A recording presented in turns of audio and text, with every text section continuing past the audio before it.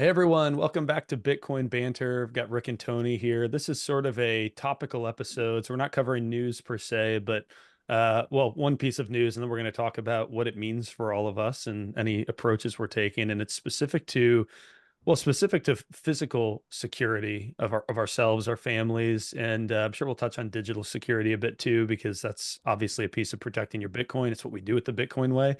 But there was, let me pull up the article. We're not going to go through the whole thing. I don't think any of us have like all the details, but it's inside a violent gang's ruthless crypto stealing home invasion spree, and so the long of the short is more than a dozen men threatened, assaulted, tortured, or kidnapped 11 victims in likely the worst ever crypto-focused serial extortion case of its kind in the U.S.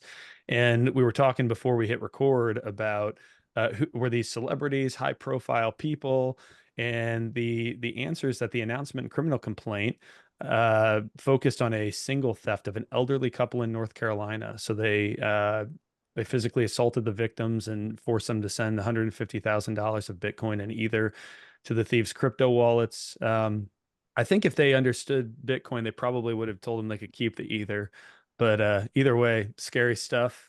And this is the reason we wanted to talk about this for anyone listening is because this is a practical reality, maybe today, but imagine if you have a Bitcoin and Bitcoin goes to $5 million or $10 million and things get ugly.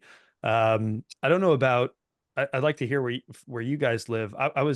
My dad for the longest time he would get mail and have his name and address on it. Obviously, it made it to his house, and he would shred it. And I told him I was like, hey, unless there's like other financial information or whatever, like there's really no utility in that. He's like, well, I don't need people to know where I live. And I was like, here, let me show you Google real quick. And so I searched his name and like just the town he lived in, right? And it pulled up like years, like a couple decades worth of associated phone numbers, addresses of his businesses that he'd owned, just like everything you could imagine. My name was on there, known associates and family members and everything. And the reality is that people just don't have the privacy that they think they have. And I think a lot of people even realize they don't have much. They don't realize just how little. Maybe sort of fill me in on how that works where you all are. You're in different jurisdictions, and then we'll talk a bit about what it is we do. In terms of what? In terms of like the Yeah, paperwork that you keep? yeah. Like, well, what's the level of privacy you have? Tony, I know you're a bit of a digital nomad, but in the places that you tend to stay, I mean, is it trivial for someone to track you down or to find out where you live or Um, well, I mean, it depends. For over 20 years, I haven't had a single piece of paper. I mean, I've been paperless for for over 20 years. Everything that I need to keep of is all scanned, encrypted vaults and all that. So I don't own any paper. Mhm. So I do that for a multitude of reasons. Like if I have to pack up and leave, I don't have to worry about carrying, things or leaving things behind. I have them with me wherever I am. So that's one thing. The other thing about the leaks, I mean, most of these leaks are out of your control, no matter how thorough and meticulous you are. If somebody's holding your KYC information, for example, and they're careless and then they get hit, well, then you're screwed. So it's nothing that you did directly, but you're still a casualty of that problem and you have to deal with it. So, like it's a tricky situation, this whole privacy thing, because of the way, unfortunately, the world has been put together. The odds are really against you. So it's a struggle. It's a struggle to protect yourself, sadly. But there are ways. I wouldn't say there's no such thing as 100%, fail-safe solution. That's absurd.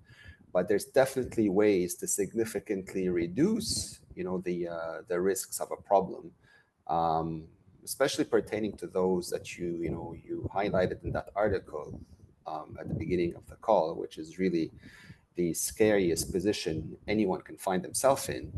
Um, I don't know how an elderly couple becomes a target, other than two things. One, either someone that they know ratted them out, somebody that doesn't like them, ratted them out, or they had their KYC information leaked from somewhere, and then they were targeted.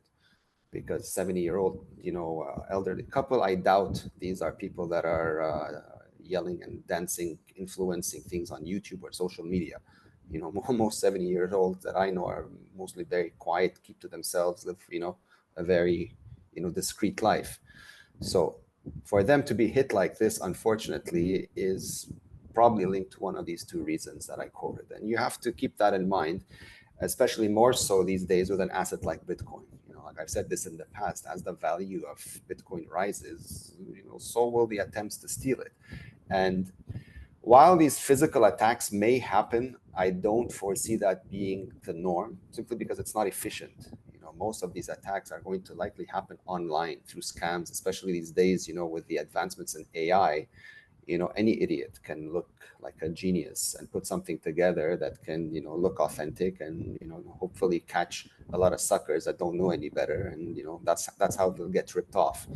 So, how do you counter this? Well, with a lot of education and obviously a lot of measures you can put in place to mitigate the risk. There's no such thing as 100% fail-safe solution. It's a process, and you need to stay on top of it. Again, this is where the whole world of cybersecurity shines and brings in a lot of values because you keep up with the trends in the space and you use them to your advantage as best you know how, and just don't attract. I mean, there's a lot of common sense involved in it as well. Like as a Bitcoiner, yeah, I mean, a lot of us are public faces, but at the same time, like, I mean, okay, yeah, you're a public face, but at the end of the day, who are we really? Are we political figures? No. Are we celebrities? No. Like, we're really nobody. Maybe, like maybe a small percentage of people that pay attention to what we do. Maybe later on it grows a little bit bigger, but we're not really that big buzz spotlight type of personality, and I don't plan on being one either. And I don't recommend any individual who cares about their privacy to put themselves in that predicament unless unless they're willing and able to build an army to to protect them in case something unexpected happens, right? And Yeah. that's a whole other conversation we can get into, because that opens up a whole world of creativity. As you're want to build your citadel, there's a lot of ways you can protect yourself. Rick, you're free to ignore my question and comment on anything Tony said. He has a lot of good stuff in there. Sure. I mean, look, I know I mentioned it a few times, but I've learned so much from the experience of being hacked last November and having all this Bitcoin stolen from us. It's probably changed my perspective on so many things and so many levels. So the first one will be, your private information and your KYC data. It's called kill your customer for a reason. Look, there's no way for me to prove exactly what drew attention to me and my dad when we were hacked, but there's a couple of ways it might have happened. Three ways. Number one, maybe the hacker hacked us and just couldn't believe his luck that he stumbled across a big stash of Bitcoin. Personally, I find that not so plausible, right? That would have been the luckiest hack in the world. Option number two is, I've spent years doing Bitcoin talks in public. I post some pretty fruity stuff on LinkedIn over the past 5 years. Got banned a couple of times for talking about the state of the US dollar. That was fun. Thanks, Bill Gates, if you're listening. um, and So that might have drawn attention. And number three is that we bought our coins on Mount Gox. Now, we withdrew them from the exchange, but when the hacker hacked the exchange, they also took the KYC data, which means that they would have known things like our physical home addresses, our phone numbers, our names, how much Bitcoin we'd bought, the addresses we'd sent it to, like everything. My bet would be it's probably option three. Law enforcement told us that our personal information is floating around on lists on the dark web and almost certainly still is.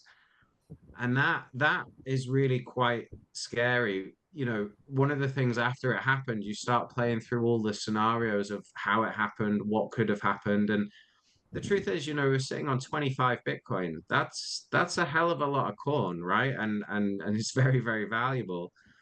There are tons of gangs and ruthless people in the UK that if they knew that you were sitting on that kind of wealth, 100% they'd be happy to come around to your house, tie you up, kidnap you, whatever it took to get that money from you. So it's a weird position to find ourselves in, but more than anything, I'm just hugely grateful that it wasn't a physical attack and that, no one showed up at my dad's house. I don't live with my dad. He's just about to turn 70. The idea that thugs in balaclavas show up is, man, that makes you sort of sick to your stomach. So, taking these steps now to think a lot more about number one, my digital security, because that's what let us down, right? As our self custody setup just wasn't robust enough. And second of all, knowing that our addresses are, or well, I mean, we've moved now. You asked what steps we might take. My name is not associated with any physical address anymore. So if you want to come and try and find me, I'm sure there's people more than capable of doing it, but I'm trying to make that as difficult as possible. As far as everyone's concerned, I'm really really wrecked. I'm just living in a tent somewhere in the woods in Scotland. So come and pay me a visit, right? And also there's no Bitcoin left to steal, right? So maybe don't waste your time.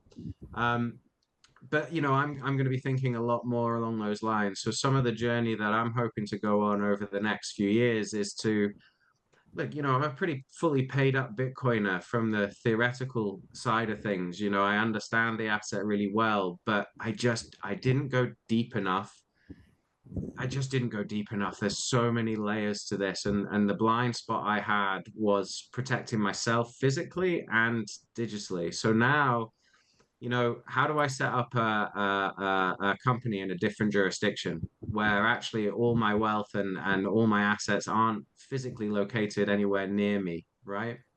Um, I think people like, oh man, having been through what we went through, one message I'd love to put out there because I see this daily on Twitter and it makes me shudder now, is I see people with their profile pictures, not anons, posting screenshots of how much Bitcoin they bought today. And I'm just thinking, look, 6 months ago, 8 months ago, I wouldn't have thought much of it. Now I look at it and think, Jesus, these are people, by the way, who like have children and this sort of thing. And I'm like, look, it's fun to flex on Twitter. It's fun to get some likes and some impressions, but what are you doing here? You've got a family to protect. You shouldn't be just like you shouldn't wear a Rolex watch through the Bronx. I don't think you should be flashing around how much Bitcoin you've got on Twitter.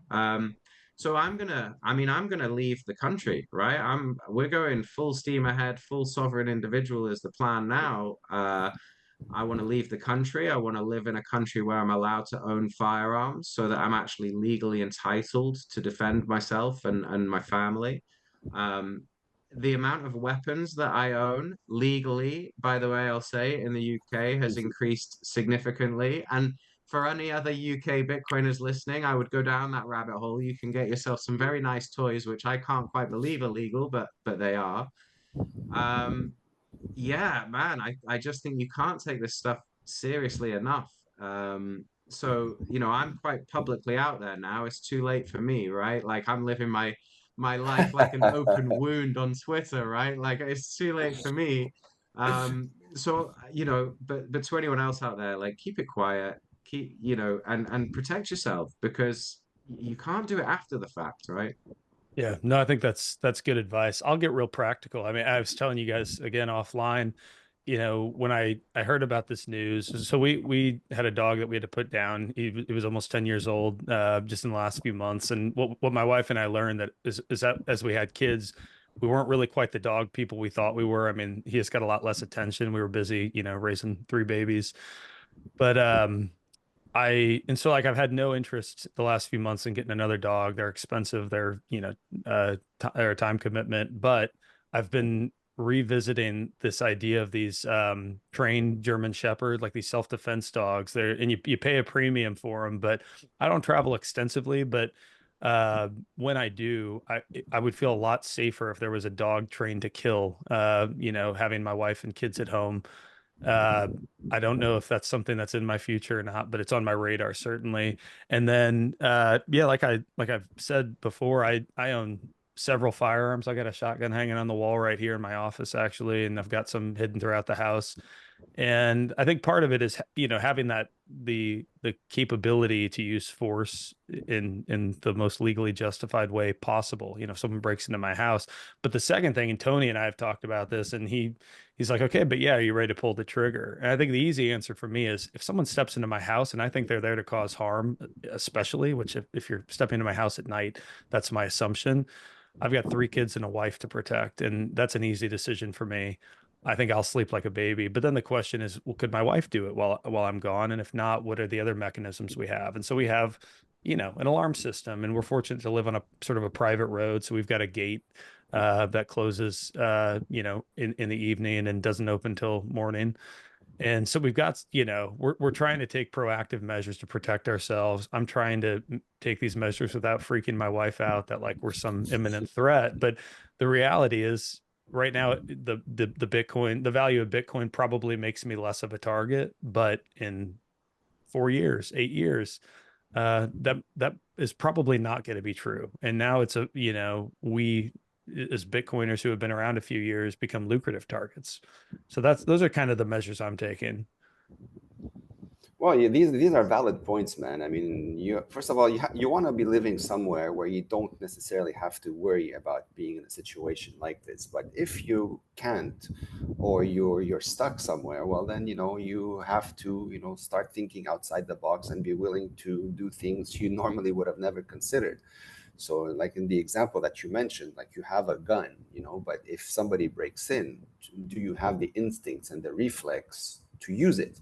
Or are you going to you be like a deer in headlights, and just freeze holding that gun, which is, pointless? Do you build, do you equip your home with like a defense system, something that's completely whacked? I mean, you can, like I've seen homes equipped with motion detector machine guns at the gates, like, I mean, with warning signs, obviously, a few meters before you get to the property, that, beyond a certain time, if you come close, you can get shot. Like those motion detector where the lights comes on. Well, now this one, not only does the light come on, but, the bullets go flying. So, there's that. Or you can hire yourself, your own private, like defense team, like hire yourself a private team of mercenaries to always, walk around your property, depending how big it is. Obviously, I'm assuming, if you're worried about such a thing, that you live in a place that warrants such an investment. There's a limitless ways of of defending yourself that way. And what you certainly don't want to do, though, is take an off-the-shelf solution. I mean, like in my world of cybersecurity, and at one point, many years back, I used to specialize in building smart homes. So one of our key selling points was the uniqueness that we offered every time we build a home. It was never really the same.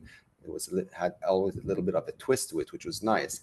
You can apply this to defense mechanisms, and if you really wanted to go wild with these things. But again, you don't want to become overly paranoid to drive yourself crazy, thinking that there's a threat coming any second now. Most of the time there won't be, unless you're going out of your way to bring that spotlight on you, which common sense would dictate you won't. But maybe it's something to consider at some point. Again, depending where you live. If you're living somewhere, I don't know, like El Salvador today, for example, that doesn't strike me that people living there are necessarily building out machine gun armed citadels over there. Even though they're all Bitcoiners. And if when Bitcoin becomes worth millions or billions of dollars, well, everybody knows, and in El Salvador, you've got the leprechaun's pot of gold worth of Bitcoin over there, right? So what are all these people going to do? Are they going to go to war all of a sudden? Like, are people going to fly down there to try to rob them? Like, I mean, it's Yeah. you have to be sensible at the same time, right? Yeah. No, I completely agree. Like we've got cameras, we've got an alarm system. I have firearms. I'd maybe consider a self-defense dog, but yeah, it's not something that you want to occupy mental space all day, every day. And to your point, you want to be ready for that moment when it could happen, but not live in fear that it's imminent. Um, but I think there are practical steps. Rick, I know you're sort of hamstrung to some degree in terms of what you're your use of lethal force and what sort of tools you're allowed to use in a Rick has his self-defense team of I mean, situation. mercenaries in the background. man, it's funny. Like, oh man, I've gone. Tony's giving really nice, like sober advice and good advice, by the way. But it's like I said, it's too late for me. I've already gone crazy, right? Someone came and stole my entire life, something that I held for 10 years, and they set me back to zero. I have less money now than when I graduated from university. This is a savage situation, right? So yeah, I'm just gonna go full psychopath on this, right? Everyone's been calling me crazy for 10 years. I'm used to that. So yeah, look, would I pull the trigger? Yeah, because no one's taking my entire life from me twice. That's not gonna happen. And man, I know some pretty wild Bitcoiners that I've met over the years, some crazy anons. I don't even know their name. One guy I was speaking to, he's got a fully automated drone defense system at his property. I mean, imagine that. Like, there's some people out there that are taking this right to the nth degree.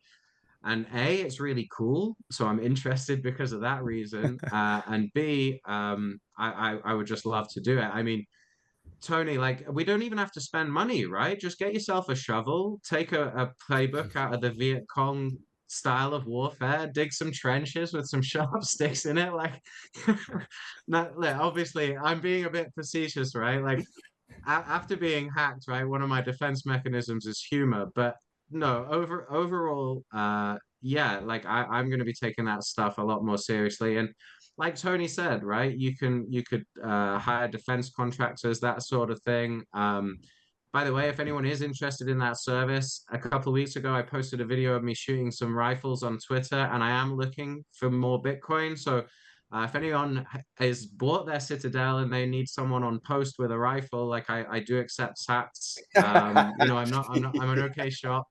Um, Quick so footnote: not an official service of the Bitcoin way. No, no, not an no, oh official no, service. no, totally freelance. Yeah, as long as I can do some work on the We've side. got a rogue employee. Yeah. Digital protection and now physical protection. Hey, better than the Secret Service, as Donald Trump learned. Oh, don't hire those guys. They're absolutely useless. Yeah, they might beat you and steal your Bitcoin. Well, Precisely. Yeah. no one here is 5'2", so we've got that covered. Yeah, man. No, that's that. But this whole the mentality that no one's gonna rip me off again, man. I am so ahead of you on this. My entire life was completely like nuked, like literally nuked. So forget school. I was sent back to when I was like 5 years old. I literally had nothing left except for my pants and my t-shirt and those $70 that were in it. Oh, I So know how you feel, Tony, right? Like if anyone's crazy enough to come to our house, yeah. I Like I welcome could you take with out some open arms at frustration. this point. I welcome you with open arms at this point. Yeah, I know how you feel, man.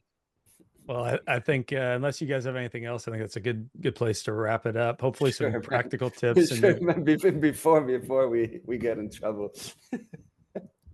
well, Awesome. before we get in trouble and before we confuse anyone, we do not install automated drone systems. We do not install automated machine gun physical security solutions. We do help though with digital security, both of your personal online life with our Casper service. Would encourage you to reach out and check that out. I feel so much safer traveling, surfing the web, doing things I do, and with that service configured on my personal devices. And then obviously Bitcoin self-custody. And I'll add just briefly, there are ways to, if you are the victim of what we call it, the $5 wrench attack, a physical attack on yourself that is, forces you to give up your Bitcoin. There are ways to make it appear as though you're giving up your Bitcoin and not giving up all of your Bitcoin. And we can help you with self-custody done right. And encourage you to go to the bitcoinway.com/podcast, schedule a call. We can help you with a lot of really cool and important things. And Tony, Rick, thank you guys for joining again. To everyone else listening, appreciate you being here. It's been great, Michael. Cheers, Thanks, man. man. All right. Cheers, everyone. Cheers. Bye.